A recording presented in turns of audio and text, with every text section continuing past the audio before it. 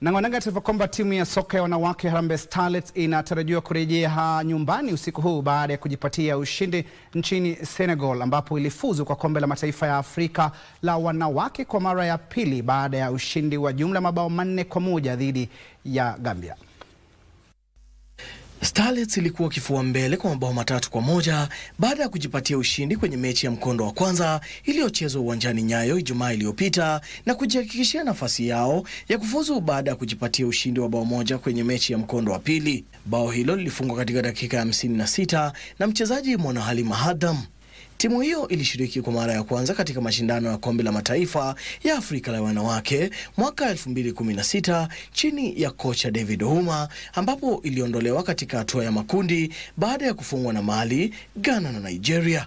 Kikosi cha wakati huo kilijumuisha wachezaji Dorcas Shikombe na Corazon Aquino, ambao pia walikuwa kwenye kikosi cha sasa kilichohakikishia nafasi ya kufuzu kwa mara ya pili katika fainali za WAFCON chini ya kocha mkuu Beldino Demba. It has been 9 years, so we kept on reminding ourselves that it has been 9 years. How long can we wait?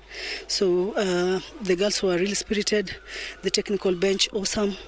We worked together as a team, but we thank God so much because he came through for us as a country and as a team.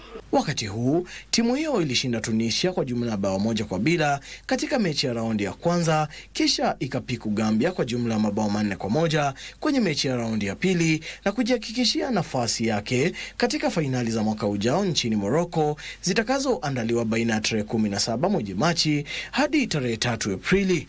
Tanzania pia imefuzu na itashiriki mara ya 3 katika mashindano ya bara Afrika, ilhali Cape Verde na Malawi zitashiriki kwa mara ya kwanza katika fainali hizo za timu 16 ambazo pia zitashirikisha Nigeria, Ghana, Zambia, Afrika Kusini, Algeria na wenyeji Morocco.